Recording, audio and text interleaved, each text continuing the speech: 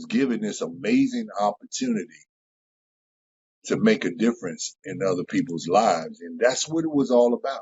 Me going through the pain and the discomfort just for me to make a difference in somebody else's life.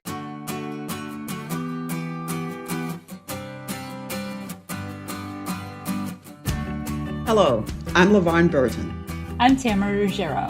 And I'm Mike Spigler. Welcome to Season 2 of the American Kidney Fund's podcast, The Kidney Collective, which gives an intimate voice to the many facets of living with kidney disease. Our theme for this season is Rare Voices, Relatable Stories. Over the next few months, we'll be talking about rare kidney diseases and explore the shared experiences that connect the entire kidney community. Join us for these candid conversations that offer both information and inspiration. Hi, everyone, and welcome to a special episode of the Kidney Collective dedicated to APOL1-mediated kidney disease. We're bringing you this conversation on AMKD Awareness Day, which is observed annually on the last Tuesday of every April. And we hope that this will in turn spark conversations within your families and your communities about AMKD. This year, AMKD is April 28th. Today's episode is supported by Vertex Pharmaceuticals, sponsors of AKF's AMKD Awareness Day and APOL1 education programs. For those of you who may not be aware, AMKD is a genetic form of kidney disease that is caused by variants in the APOL1 gene. We all have two of those. And if you're Black, African American, Afro-Caribbean, or Hispanic Latino, and of certain African descent, you're more likely to have the inherited variants in that gene.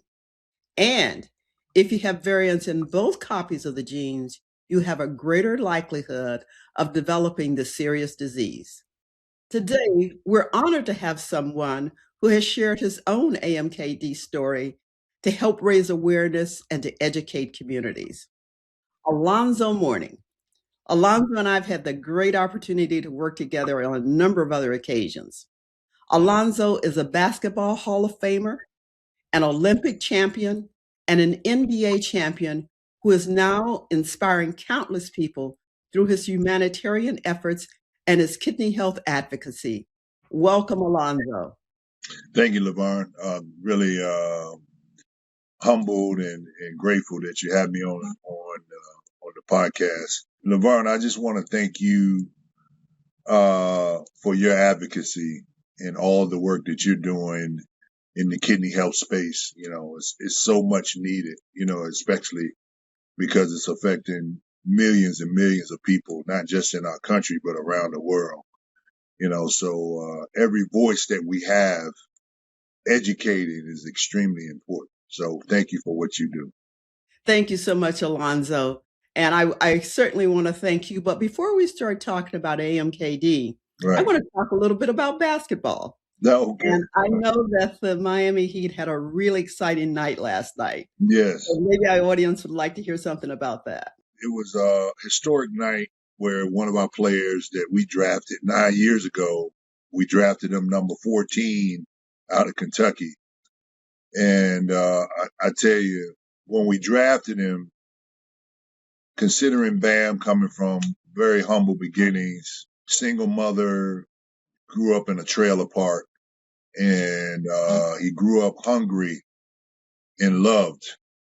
And to see him develop over the 9-year period to the player that he has developed into today, and to score 83 points, to be the second most highest scoring game in the history of our league, is a testament to the incredible work that he has put in. I'm so proud of him. I told him last night, you know, when he was walking into the locker room, you know, we stood in the tunnel, me and Pat Riley. We hugged him and just let him know how proud we were of him, you know, of this incredible accomplishment. You know, very historic and monumental evening to witness, you know. So it's very rare that you witness evenings like that. And that was one of the best I've ever seen. You and I have talked a lot, but I've never asked you this question. You went from, I know basketball was probably a lifelong dream for you, and you went to Georgetown, and then you got drafted into the NBA, and bam, here comes kidney disease. And you thought for a while that you would have to give it up, but you came back. Right. And you not only came back, you made the Hall of Fame. After everything that you had endured in your journey, what did it feel like at that moment to be named to the Hall of Fame for basketball?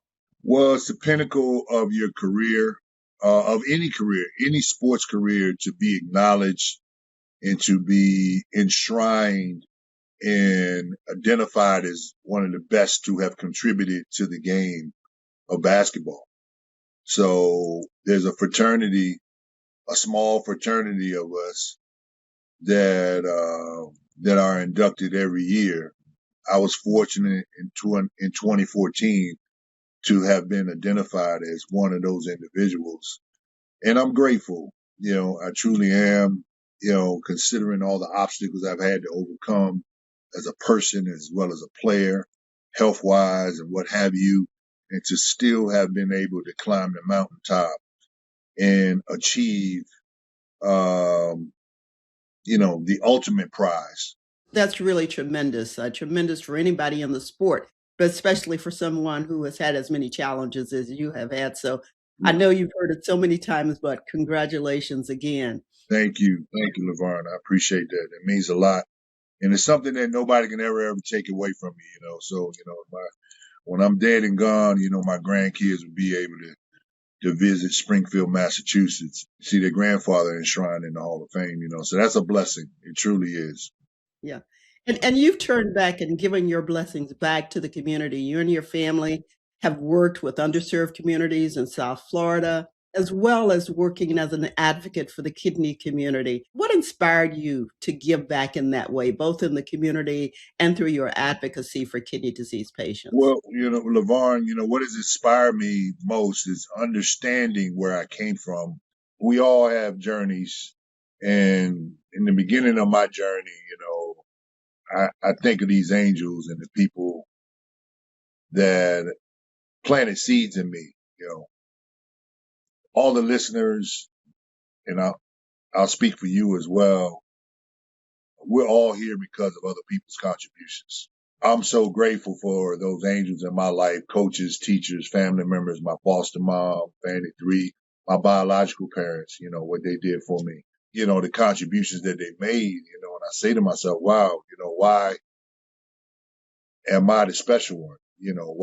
Why did I get a chance to benefit from all of that?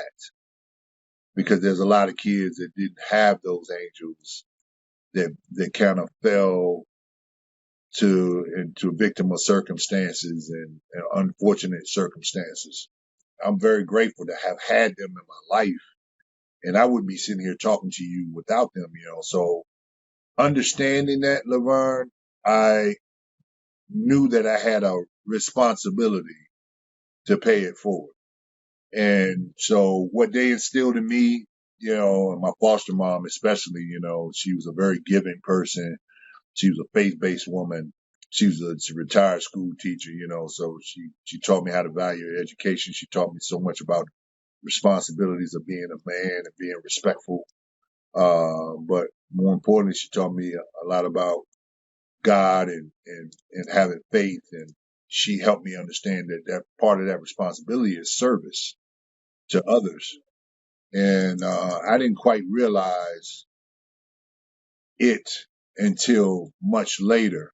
I received a life-saving transplant, so many different other blessings that I received along this journey.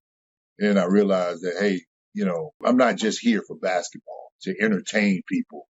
I'm here for a lot more reasons than that. I'm a strong believer that life is about relationships.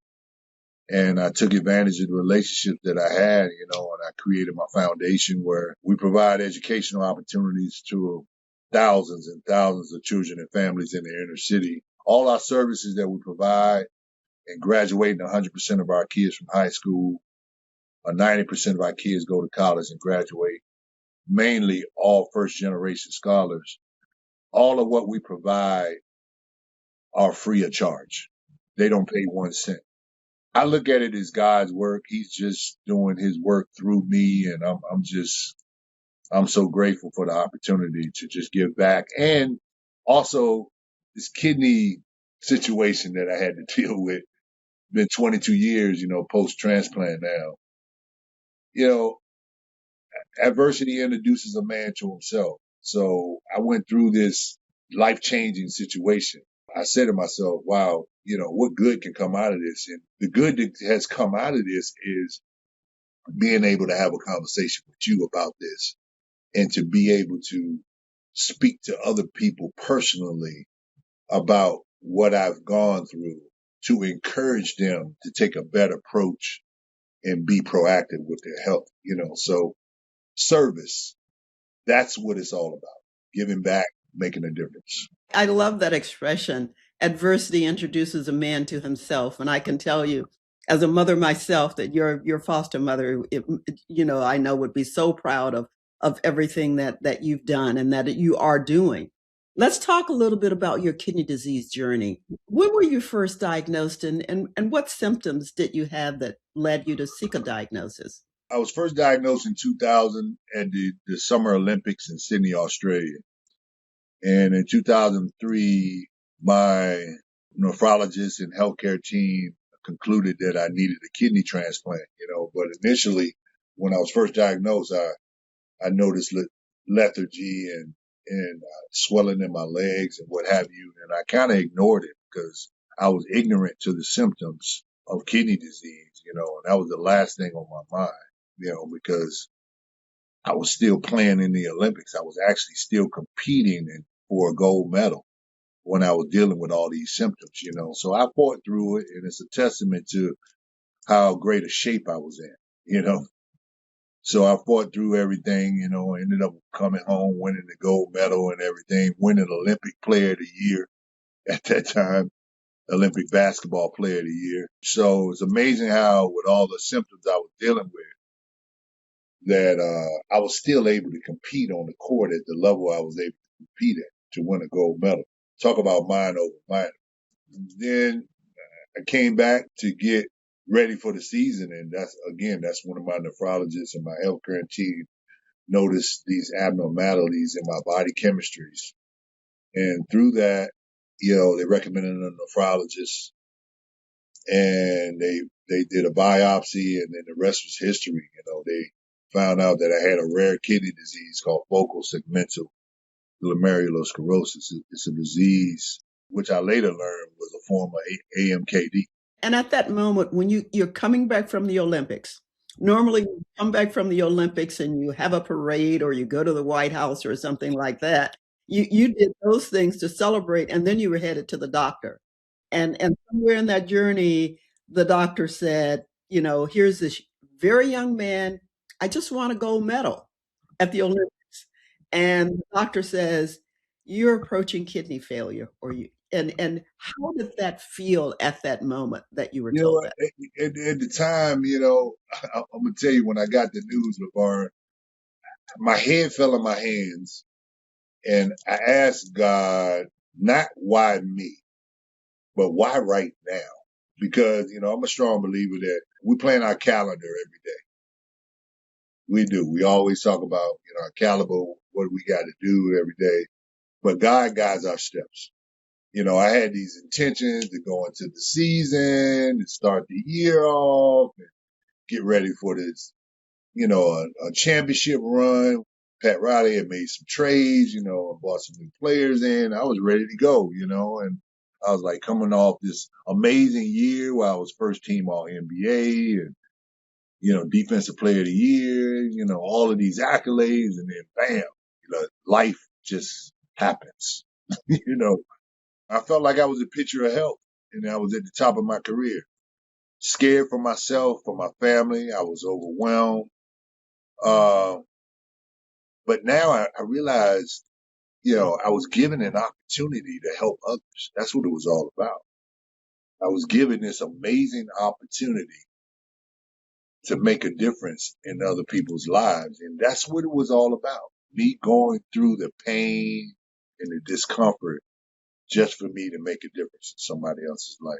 Absolutely. And what a difference you've made.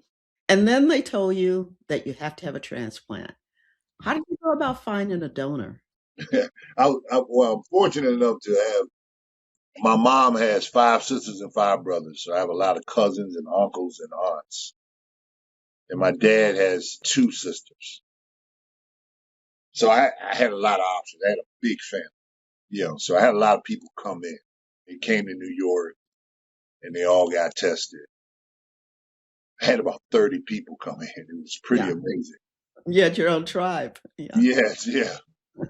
At the time, my grandmother was battling cancer, and my dad's mom, and she was in Virginia. So I was in New York, prepping and getting ready, to figure out who would be the donor. One of my cousins that I hadn't seen on my dad's side, I hadn't seen him in over 20 some odd years when we were like babies. That was the last time we had seen each other. My second cousin, Jason, my grandmother is his aunt. So he drove to Virginia from New York to visit his aunt, my grandmother. My father was in the hospital room when Jason arrived. And while they were in the hospital room, on the TV in the hospital room, Sports Center announces that Alonzo Mourning has to retire from the game of basketball. He needs a life-saving kidney transplant. So Jason he's at my grandmother's bedside, and he looks at my father and he said, "Hey, Alonzo doesn't know I live in New York, but please tell him if he needs me to give me a call. I'll come in and get tested." So about a week later, my grandmother passed. So it's amazing how my grandmother's death brought me life. Because shortly after that, they chose Jason as a donor. They chose him as a donor. And I was a recipient. So I was just so grateful to have him come back into my life at that time. And I don't believe in coincidences. I really don't. I believe that was, all by design. I truly believe that was by design. So here I am 22 years later with that transplanted kidney, and I'm still trying to get this thing to work for another 20 years. You're doing well. Just keep doing what you're doing. Now, you mentioned that originally the doctor said that you have focal segmental glomerulosclerosis, FSGS, we're going to say to keep it short. And then along came some years, and you found out about APOL1 variants. These tests weren't available when you were first diagnosed. Tell me about how you got involved. What you were one of the first to join the study. What got you into the studies about APOL1? Yeah, so at the time of my kidney diagnosis, the link between APOL1 genetic variants in kidney disease hadn't even been discovered yet. So years later, my nephrologist told me about a research study that was being conducted to help better understand the type of kidney disease that I had. So my nephrologist said that they were looking for additional genetic samples from people who had this kidney disease. After discussing it further with him, I had to trust that it was the right decision to participate, because I had built such this amazing and strong relationship with my nephrologist over the years. I felt comfortable with having these discussions, and something that I want to tell the audience, that, it's tough with doctors, trying to find the right doctors and building the trust that you need in, in these medical practitioners. It really is tough, but as soon as you find one that you feel as though has your best interest and you feel comfortable with opening up, I ask that you be transparent, because that's the only way that they're going to be able to really help you the way you need the help. So in 2010, the study was published as a prestigious scientific journal, and the results showed a link between having 2 APOL genetic variants and kidney disease. As part of the study, they had analyzed 205 African Americans with this type of kidney disease, and I was one of them. So participating in this study, so it felt pretty significant because I was able to contribute information that was part of the scientific discovery of AMKD, so I think I'm part of history, I guess you could call it that, so the long and short of it is when I learned about the genetic link, it gave me a valuable explanation for the disease that had seemingly struck out of nowhere because I was clueless of the genetic history of this and why me. Now I understand, how it all derived. How did it feel to finally have an answer that this is how I got from this disease to where I am, that there's a reason for it? How did that feel to be able to grasp that there was a specific reason? It felt absolutely amazing, because I knew it wasn't my fault. I knew because if everybody, when you're going through something medically challenged, you always say, well, what did I do wrong? What was it me? But it wasn't me, it was something way beyond my control.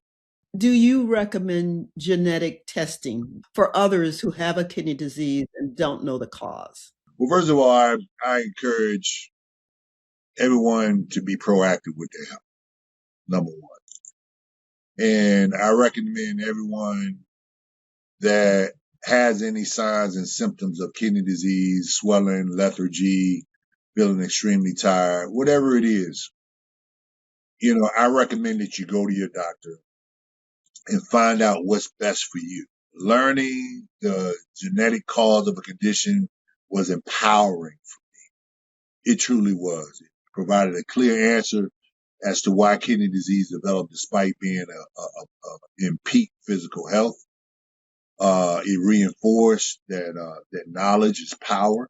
Discussing and being transparent and understanding the genetic component kind of help communicating it all with my family and doctors. All of that stuff was important, So to answer your question, I recommend that people ask their doctor what would be best for them.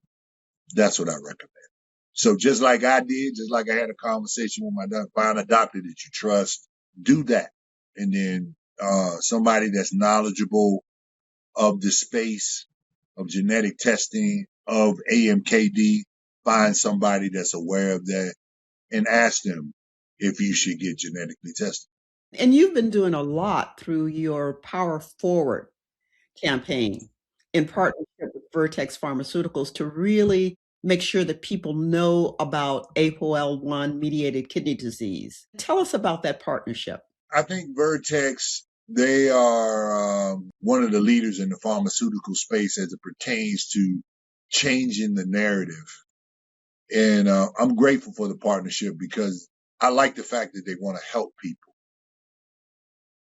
And it's along the lines of what I'm all about, changing the lives of people and helping people, and that's how I was taught from my coaches and my foster mom and my teachers and what have you. Power Forward Together is something that an informational tool, a website that they help develop through my thoughts and experiences, and through my testimonies, to educate people as much as they can as a reference point.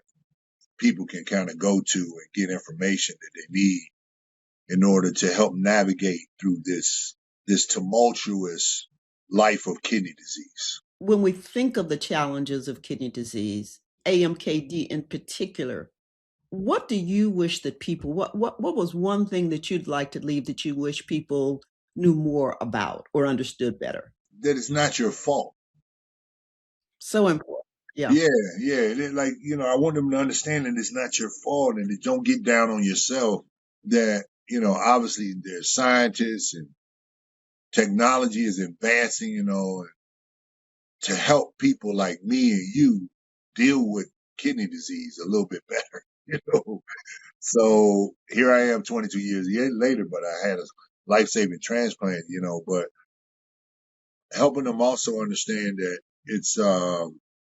it's important that they communicate to their doctor and they take charge of their health. Yeah.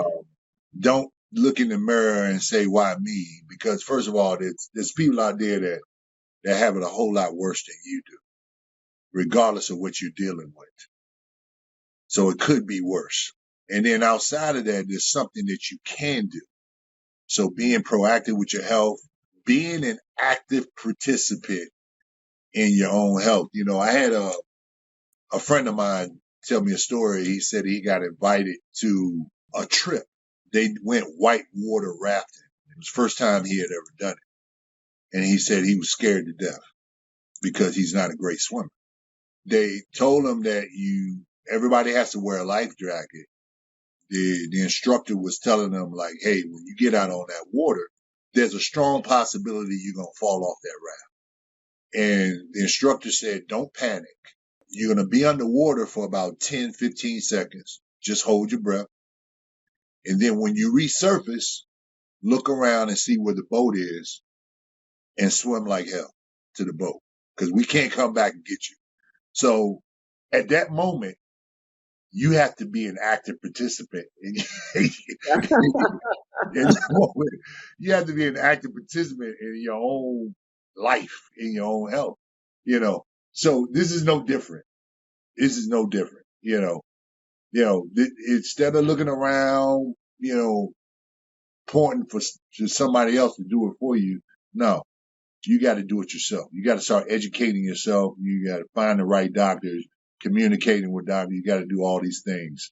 Go to powerforwardtogether.com and help you with communicate better with doctors. It's an informational tool, all these things, do the things that you need to do to help yourself overcome and not succumb to this obstacle. That's a tremendous answer. Don't blame yourself. It's not your fault, but there are things you can do. Partnerships with Power Forward, with the American Kidney Fund, with other organizations to learn everything that you can and to do those things that you can do. Don't just stand there and blame yourself. I love that answer. And that analogy was really on point. I truly am inspired whenever I talk with you and I hear not only your story about kidney disease, but your story about how you're giving back to help others. It really is it's so motivating for the work that we do at the American Kidney Fund. So thank you so much for everything that you do, and particularly the work that you're now doing to raise awareness about AMKD. We really appreciate it. It's my pleasure, LaVarne. My pleasure. I also want to thank Vertex Pharmaceuticals for supporting this episode of the Kidney Collective. To find out more about the topics we discussed in this episode, or to access resources to learn more about kidney disease, go to the episode show notes on your podcast listening platform or go to kidneyfund.org/podcast. And if you haven't already, be sure to subscribe or follow the Kidney Collective wherever you listen to podcasts, and leave us a like or review to help us reach more members of the kidney community.